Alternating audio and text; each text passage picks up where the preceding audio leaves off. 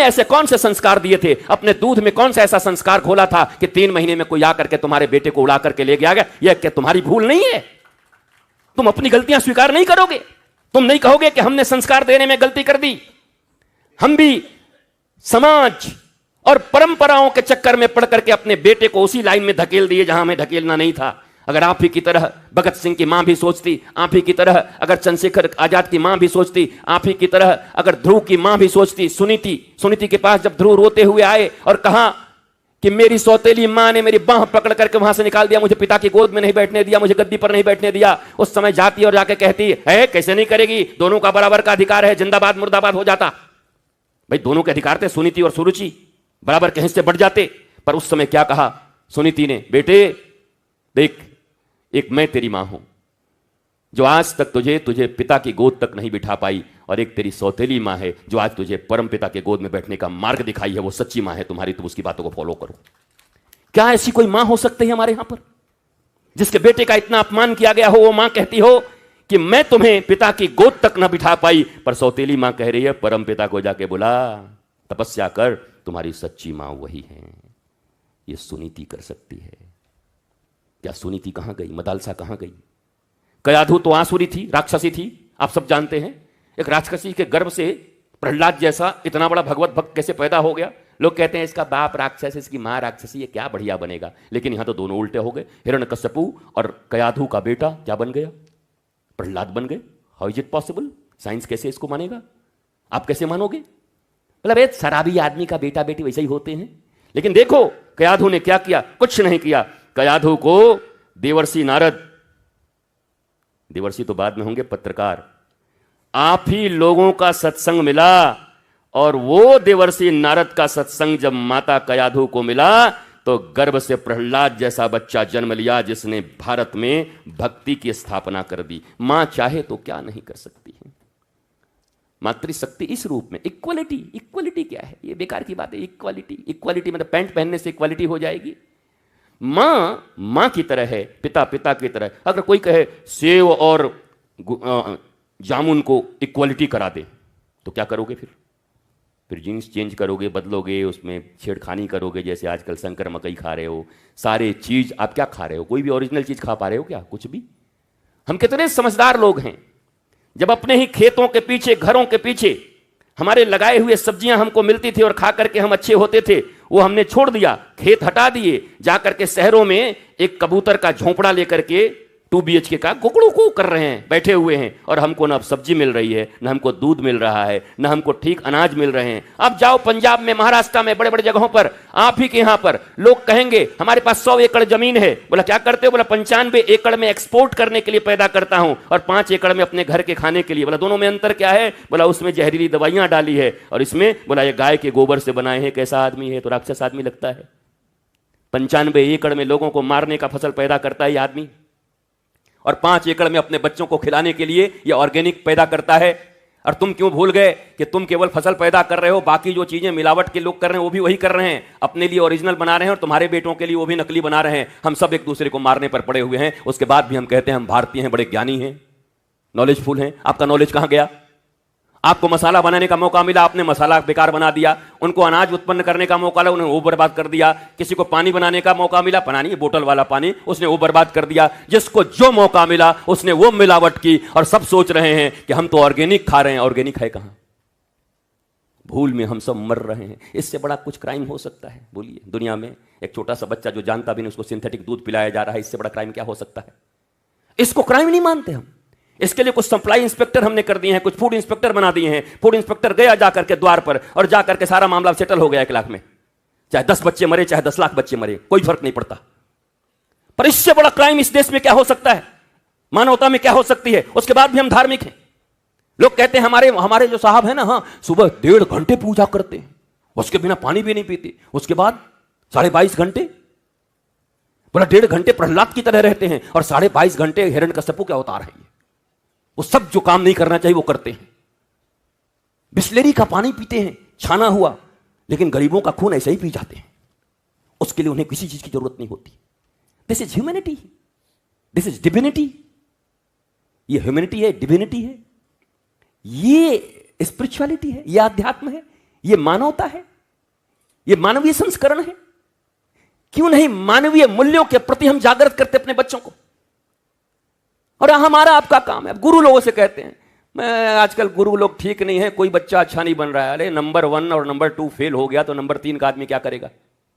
पहला मातृ देवो भव, दूसरा पितृ देवो भव, तीसरा आचार्य देवो भव। जब 1 नंबर और 2 नंबर दोनों रसातल में चले गए तो 3 नंबर का आदमी क्या करेगा? अकेला क्या करेगा? गुरु क्या करेगा? आचार्य कुछ नहीं कर सकता। वो भी गुरु घंटाल निकल जाता है। फिर बोले जब तुम माता पिता ठीक नहीं निकले तो हम भी गुरु घंटाल हैं।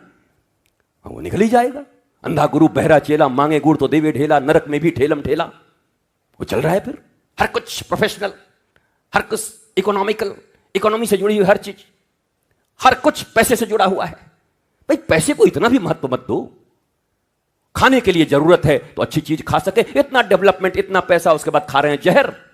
इसको डेवलपमेंट कहेंगे? मैंने एक नया दौर भी फिल्म देखी थी, उसमें देखा था एक घोड़ा गाड़ी चलाता है दिलीप कुमार। हालांकि यूसुफ खान नाम था, बाद में दिलीप कुमार रखना पड़ा था। वो जब चलाते थे तो चलाया, बोला अब कितने घंटे में पहुंच जाओगे? बोला आप तो 1 घंटे में पहुंच जाएंगे। 4 घंटे की यात्रा, मोटर आ गई, मोटर आ गई, मोटर आ गई। अच्छा 3 घंटे आपके बच गए। ऐसे दुनिया में लगातार यंत्र बनते गए, बनते गए, बनते गए, बनते गए, बनते गए, बनते गए। आपके पास तो बहुत टाइम होना चाहिए था। पर आज किसी से भी पूछो क्या खबर है, बोला महाराज जी मरने की भी फुर्सत नहीं है। अरे मरने के लिए क्या यमराज तुमसे पूछने आएगा कि फुर्सत है कि नहीं फुर्सत है? उठा के यहीं से ले जाएगा। बोला सत्ता एक्सप्रेस के विमोचन में बैठे बैठे रितेश्वर को ले गया यमराज। चले गए कि पूछने आएगा कि महाराज जी चलेंगे क्या, कि आगे कोई कार्यक्रम है मंगलवार को आपका? कहिए तो हम छोड़ देते हैं। वो छोड़ेगा यमराज। मृत्यु आएगी तो हार्ट अटैक तुम्हें छोड़ेगी कि तुम समाप्त हो जाओगे। लेकिन कहते हैं क्या, मरने की भी फुर्सत नहीं है। अरे इतना डेवलपमेंट फिर क्यों किया? तब तो वो चक्की चलाने वाली माताएं अच्छी थी, नानी अच्छी थी, ये आराम से रहती थी। दिन में खेल कूद भी हो जाता था, गांव की चर्चा भी हो जाती थी। कितना हालात था, 70 लोगों के परिवार थे, बीच में तुलसी का बिरवा था, उधर बड़े दादाजी, छोटे दादाजी, उनका परिवार, एक ही आंगन में सब निकलते थे। कहां गया वो परिवार भारत का? आज तो पति पत्नी भी साथ रहते हैं तो कहते हैं हम लोग संयुक्त परिवार रहते हैं। विदेशों में तो ये कहते हैं, पति पत्नी साथ रहे तो कहते हैं ना हम लोग संयुक्त परिवार हैं, क्योंकि उनकी भी साथ रहने की संभावना कम है। वो 2 भी साथ नहीं रह सकते, तो पति पत्नी ही संयुक्त परिवार है। तो वो भी बड़ा मुश्किल है। कभी कभी आप सब भी पत्रकार हैं, श्रेष्ठ लोग हैं, इस बात पर विचार करिए तो कलम घूम जाएगी कहीं और। फिर आप भी कहेंगे भाड़ में जाए, जितना दो दाल रोटी खाने को पैसा कमाओ, लेकिन लिखूंगा तो अब सत्य लिखूंगा नारद जी की तरह, जिससे सबका मंगल हो। दिखाऊंगा तो सत्य दिखाऊंगा, जिससे सबका मंगल हो। एक बार कलम घूम जाए तो सारी चीजें बदल सकती हैं। आप ही स्टेब्लिश करते हो, कर सकते हो। लोग कहते हैं अंतिम पंक्ति में बैठे हुए व्यक्ति तक जब तक हम नहीं पहुंच जाते तब तक विकास को हम नहीं मानेंगे। मैं कहता हूं वहां तक तो कभी जिंदगी में नहीं पहुंच सकते, कोई नहीं पहुंच सकता। ये सब सिर्फ बातें हैं। मैं ये कहता हूं इसी पंक्ति में बैठा हुआ, भले ही फटा हुआ कुर्ता पहना हो, लेकिन कोई ईमानदार व्यक्ति हो, जिसने ईमानदारी से कुछ किया हो, और उसके बड़े मंच पर खड़ा होकर के जब उसको पुरस्कृत किया जाएगा तो बच्चे पूछेंगे मम्मी ये कौन है गरीब जैसा? बोला ये बेटा गरीब हैं, पर आज देश में इनसे ईमानदार कोई नहीं, इसलिए इनको ईमानदारी का सबसे बड़ा पुरस्कार मिल रहा है। तो शायद चीजें बदल जाएं। लोग कहेंगे कि केवल पैसे वालों को ही सब कुछ नहीं दिया जाता, ईमानदारी भी कोई चीज है, आध्यात्मिकता भी कोई चीज है। हमने नैरेटिव सेट किया है कि भैया धन कहीं से कमा लो, बस तुम्हारी पूछ होगी। बॉडीगार्ड कहीं से ले लो, तुम्हारी पूछ होगी। गाड़ियां कहीं से भी ले लो, 10-10 काली गाड़ियां तुम्हारे आगे पीछे घूमे। अभी मैं भी 25 गाड़ी से आता, तो अब कहते बहुत बड़े गुरुजी हैं, कमाल के आगे पीछे। पर हो ना सके अगर मैं मोटरसाइकिल से आ जाता, साइकिल से, तो पूछते ही इनसे शुक्ला जी से, इन्हीं के लिए आप इतना परेशान थे? ऐसे ही है, यही हालत है। अब बताओ कि अगर समाज, इकोनॉमिक्स का एक सिद्धांत है, जो डिमांड वही सप्लाई।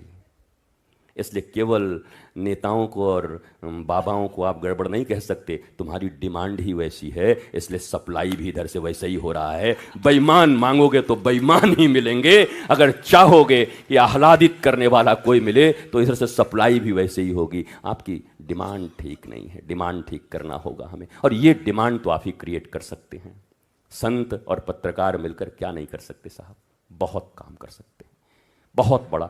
संत जागृत हैं, जागृत हो रहे हैं, पर पत्रकार भी जागृत हैं, समाज को जागृत करने का पूर्ण उपाय उनके पास है। चलो सरकारें तो पक्ष विपक्ष में आती रहती हैं, पर संत और समाज एक साथ जग जाए तो फिर मुझे नहीं लगता कि भारत का मंगल नहीं हो सकता। और फिर विश्व गुरुता की हम बात कर सकते हैं। अभी तो केवल चोंचले हैं विश्व गुरु के। भारत विश्व गुरु है, चोंचला है, कुछ है नहीं। काहे का विश्व गुरु है, किस बात का विश्व गुरु? 74% रेट है पागल होने का, और आप कहते हैं वो। बस 2-4-5 मिनट और बोल ही लेता हूँ।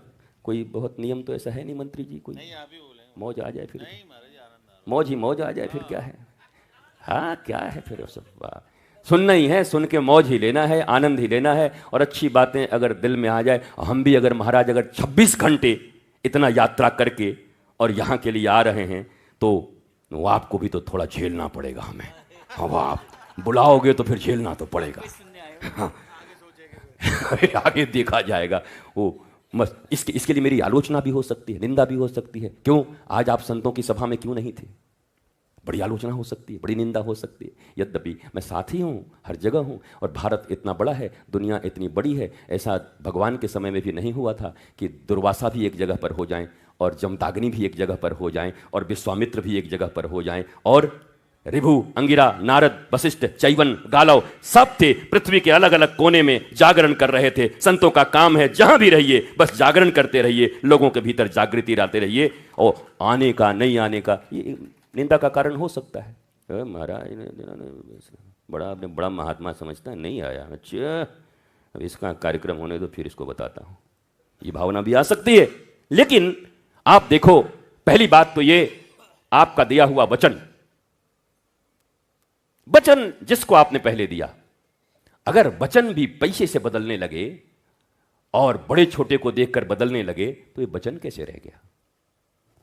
इसको वचन कैसे कहोगे फिर? कमिटमेंट, अगर आपने कमिटमेंट कर दिया मैं वहां आऊंगा, और फिर कोई अंबानी आए, महाराज हमारे यहां पर इसी दिन को है, अगर मामला बन जाए तो फिर बना दीजिए। ऐसा भगवान श्री कृष्ण के जीवन में एक बार आया, आप सब उसको बहुत अच्छे से जानते हैं। 2 जगह पर उनको जाना था, एक जनक के यहाँ पर और एक बड़ी बड़ी प्यारी घटना है, आप सुने, पढ़ें किसी से, महापुरुष से सुने। तो भगवान तो सर्वसमर्थ थे कि उन्होंने उसी समय 2 रूप बनाए और दोनों के घर पहुंच गए। रितेश्वर असमर्थ है, इसलिए एक जगह पर जहां आ सकता था वहां पर आकर खड़ा है और आकर आपके साथ चर्चा कर रहा है। और यही होना चाहिए, हर जगह जाएं, हर जगह बैठें और निभाएं, ताकि व्यक्ति को वचन का कीमत मालूम हो, व्यक्ति को ह्यूमैनिटी और मानवीय संवेदनाओं, मानवीय मूल्यों का मूल्य पता चल जाए कि भैया सब कुछ वही नहीं होता, मानवीय मूल्य भी बड़े चीज होते हैं। अगर ये भावना बनने लगी देश में तो देश का निर्माण और राष्ट्र निर्माण, देश निर्माण, धर्म की सेवा, सनातन की सेवा सब बेकार बात है। अपने बाल बच्चों की सेवा कर लीजिए, बहुत है। आपको जो ड्यूटी मिली वो तो कर नहीं पा रहे हो, और क्या कह रहे हैं? देश सेवा हमें करनी है, हम धर्म को बचा देंगे। धर्म को अपने भीतर बचाओगे कि बाहर बचा दोगे? भीतर भी तो बचना चाहिए। और याद रखो, जैसे भोजन भूख लगी हो और भोजन प्राप्त करने के बाद ही तुष्टि, पुष्टि, संतुष्टि तीनों एक साथ मिलते हैं, अलग अलग नहीं मिलते, तीनों हो जाते हैं, वैसे ही धर्म की रक्षा जिसने अपने भीतर में कर लिया, ज्ञानमंत हो गया, वो धर्म की रक्षा पूरी दुनिया में कर पाएगा। पर अपने भीतर ही धर्म की रक्षा नहीं कर पाए और सारी दुनिया में ढिढोरा पीटते चल रहे हो, मैं धर्म की रक्षा करूंगा, बल्कि धर्म को बिगाड़ और दोगे, बर्बाद और कर दोगे, संस्कृति बिगाड़ और दोगे, बर्बाद और कर दोगे। इसलिए ये अहंकार भी हम लोगों को त्यागना चाहिए। बोला हम तो महात्मा हैं, लोक कल्याण के लिए आए हैं। अरे बाबा पहले अपना कल्याण कर लो ठीक ठाक से। अपनी आपके भीतर में अगर कोई ऐसे काम, क्रोध, मद, मोह, लोभ, मात्सर्य 6 वृत्तियां हैं, देयर आर 6 कॉम्प्लेक्सेस। हर आदमी के भीतर में एक ड्राइवर कॉम्प्लेक्स होता है। किसी का काम ज्यादा, किसी का क्रोध ज्यादा, किसी का लोभ ज्यादा, किसी का मोह ज्यादा, सबका एक न एक कोई ड्राइवर होता है। अलग अलग लोग होते हैं। तो लोग क्या कहते हैं? हमको धन से कोई नहीं खरीद सकता, लेकिन अगर हमारी इज्जत। अच्छा, मैंने एक चीज सुना है, जिसके पास जो चीज कम होता है वो इसी चीज की खोज करता है।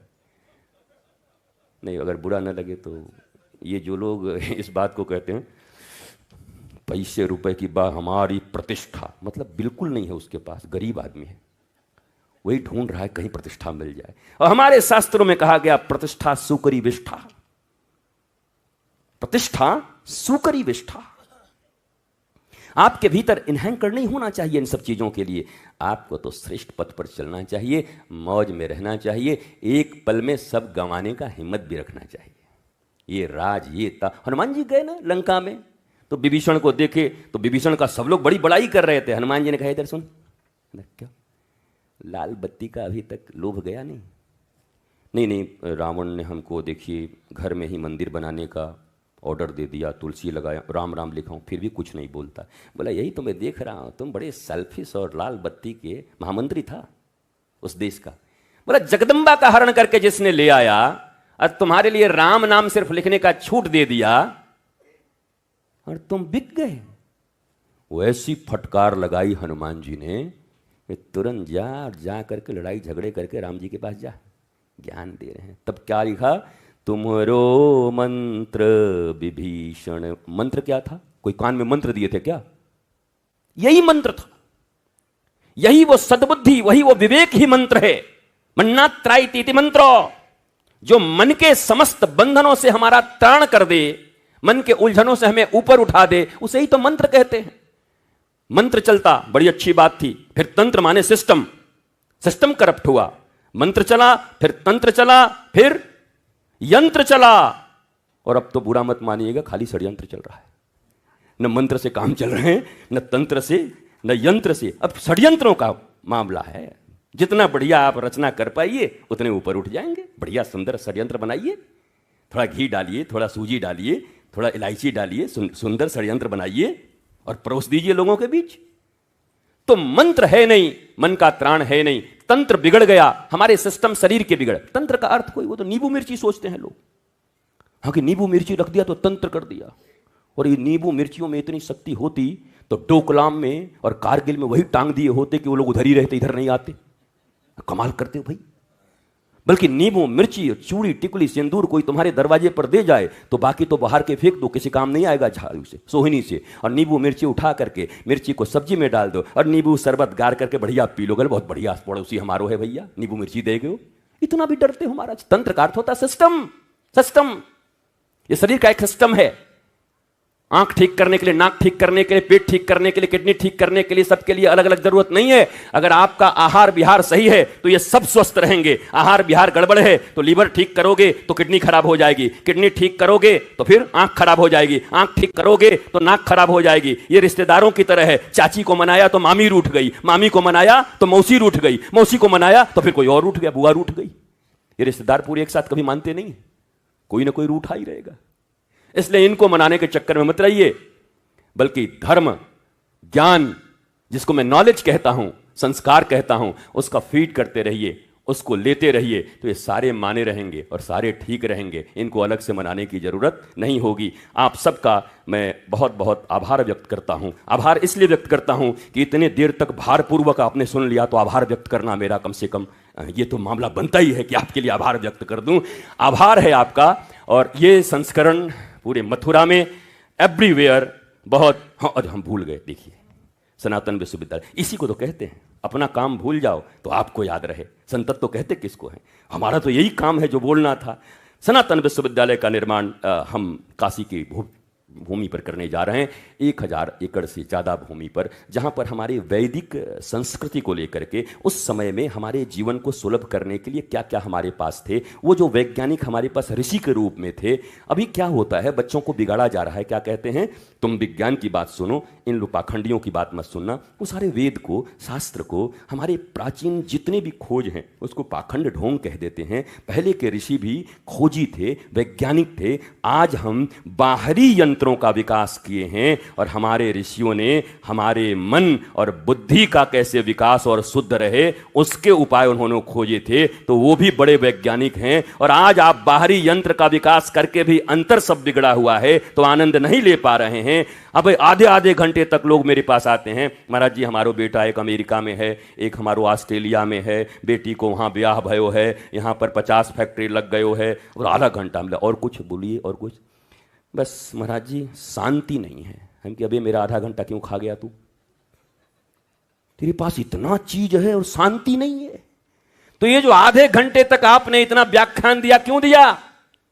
प्रथम ही आके कहते कि बाह्य चीजें तो बहुत हैं, लेकिन आंतरिक शांति खो गई है। हे प्रभु, हे गुरुवर, हे संत महोदय, मेरे ऊपर कृपा करिए और आंतरिक शांति के कुछ उपाय बता दीजिए। तो 1.5 घंटा तक बेटा ये, बेटी ये, पैसा यहां, उनसे परिचय है, उनके घर में चाय पीना जाना होता है, मुख्यमंत्री तो रोज ही हमारे दरवाजे के बगल से गुजर जाते हैं, तो सब ठीक है। तो यार बेचैनी रहती है, चित्त शांत नहीं रहता।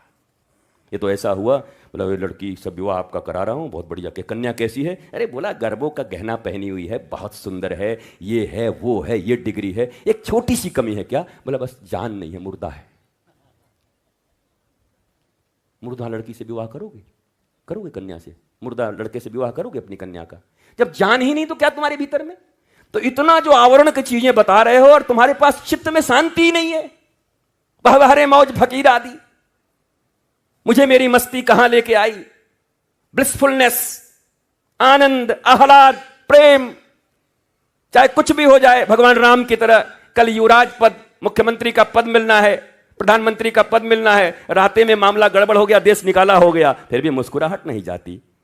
कौशल्या पूछती हैं तेरे साथ अन्याय हो गया, कैसे भेज दिया गया? अरे मैया कोई अन्याय नहीं हुआ, पिता ने मुझे बड़ा राज दे दिया। क्या? बोला पिता दीन मोहि कानन राजू, छोटी सी अयोध्या दे रहे थे, अब पिताजी ने कहा है अयोध्या में तो केवल एक कनक भवन है, छोटा सा कनक भवन, एक ही घर है, मैं तुझे ऐसी जगह भेजना चाहता हूं जहां कनक ही कनक है, जाओ लंकेश्वर के पास जाओ, उसका उद्धार करके आओ। मुझे बड़े क्षेत्र का राजा बना दिया मेरे पिताजी ने। इतनी गरिमा, इतना ज्ञान, इतनी बुद्धि, इतना विवेक अगर हमारे भीतर आ जाए तो कोई परिस्थितियां, नीट का टॉपर विद्यार्थी आत्महत्या कर लिया अभी, ऑल इंडिया टॉपर नीट का, बताओ ऐसी कौन सी कमी रह गई नीट में? बक्सर के डीएम साहब गाजियाबाद में जाकर के आत्महत्या कर लिए। आईएएस, इंडियन एडमिनिस्ट्रेटिव सर्विस, भारतीय प्रशासनिक सेवा, इस भारत की सबसे टॉप क्लास की विद्या, पर हमने बस यही किया, हमने जीविका की विद्या दी पर जीवन का विद्या नहीं सिखाया। यह सनातन विश्वविद्यालय हमारे जीविका की विद्या के साथ साथ जीवन की विद्या को भी इंक्लूड करेगा और इसीलिए इसका निर्माण हो रहा है। और यह विद्यालय हजारों एकड़ भूमि में, जहां पर मैंने जो जो आपको कहा, ये कंप्यूटिंग, ये फलाना ठिकाना, ये सब सारे होते रहेंगे और ये निर्माण प्रारंभ होने ही वाला है। आपसे हमें धन की कोई अभी फिलहाल आवश्यकता नहीं है, आगे भी नहीं होगी। आप अपना तन, मन, अपने विचार, अपने यौवन लगा के रखिए। यह विश्वविद्यालय वास्तव में हार्वर्ड, कैम्ब्रिज और ऑक्सफोर्ड से ज़्यादा कीमती होगी, क्योंकि वहाँ केवल और केवल एकेडमिक क्वालिफिकेशन है, यहाँ जीवन की विद्या भी दी जाएगी। हमारे 16 संस्कार सनातन में होते हैं। सनातन के जितने लोग झंडा लेके घूम रहे हैं, हम नाराज नहीं हो रहे हैं, पर उनसे पूछो तो कि संस्कार, 16 संस्कार का नाम पहले बताएं तो। 16 संस्कार कौन होते हैं? महाराज जी वो अंतिम वाला तो याद है, अंतिम तो सबको याद है, उसमें तुम्हारा कोई मतलब ही नहीं, तुम्हारा हो जाएगा ऐसे ही अंतिम संस्कार। पर 16 संस्कार का नाम बताओ, कौन है 16 संस्कार? 5 वर्ष की आयु में ही 13 संस्कार हो जाया करते बच्चे के, 3 बाद में बचते हैं। जिस देश में 13 संस्कार 5 वर्ष की आयु गर्भ से शुरू होता है, गर्भ के पहले से शुरू होता है। इसीलिए इस विश्वविद्यालय का स्लोगन है गर्भ से गर्भ तक। पढ़ाई कहां